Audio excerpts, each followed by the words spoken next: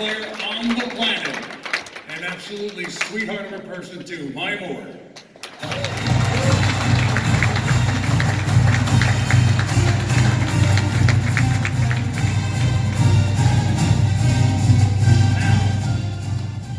All right, rookie initiate. I get to follow coach.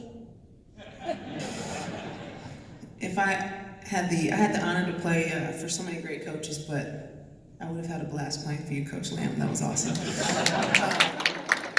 First of all, this is really fun. As you guys saw in the video, I was tired just looking at all that.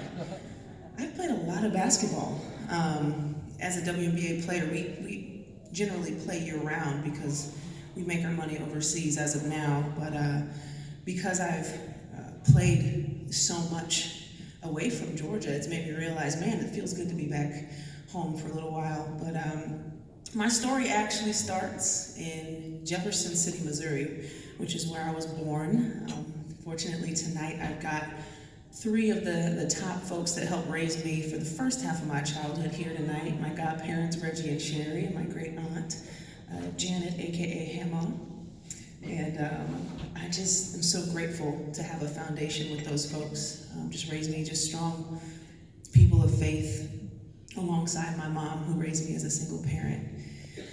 And then in 2002, it was time to move. My mom, a Chicago native, wanted some more opportunity for herself and for me as I was becoming better at basketball. And we ended up in Metro Atlanta. My mom did her research, and her research led us to Angie Hembry at Collins Hill High School in Sewanee, Georgia. And I learned a lot from that, from looking at my mom saying, hey, you need to have some more opportunity around you, so go be around the best.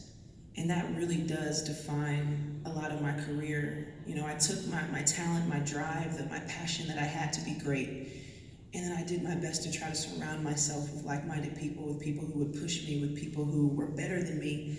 And it got me here today. And so I just want to say thank you to Angie Hembry, and as well as Tracy Tipton, who was the assistant coach and then head coach for the second half of my high school career in Sewanee, Georgia. And we did a few things, didn't we? We only lost 4 games in 4 years of high school, so that was a hard thing to do. So thank you to you two women for just being so consistent.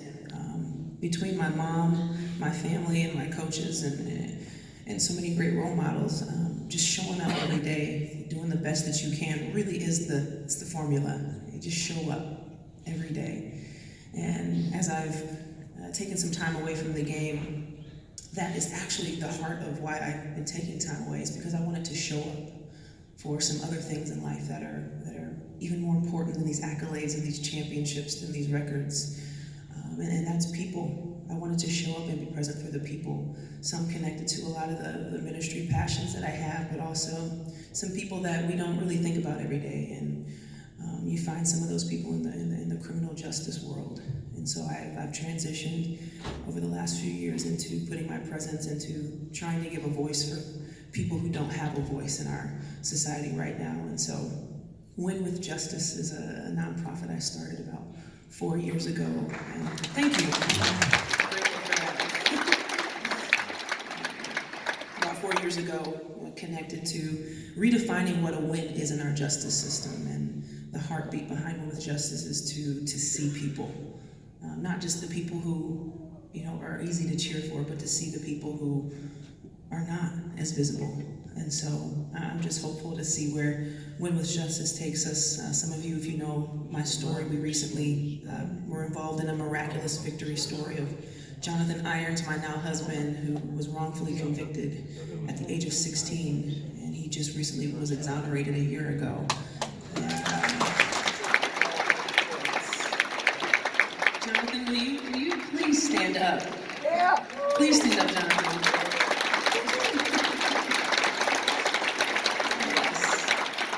He is my hero, and he is the inspiration behind why I even started caring about the criminal justice world. To hear his story, to watch his fight, the perseverance. This is all why we're here, right? These comeback stories, these people, the perseverance, the character. And so I just encourage you guys to keep leaning into those things of what brought us here today, whether it's on the sports field or in another area of life. But thank you so much, Georgia Sports Hall of Fame. It's so fun to celebrate right here back in Georgia. And I really am grateful to be a part of this group. It's just an honor. I'm humbled. Thank you so much.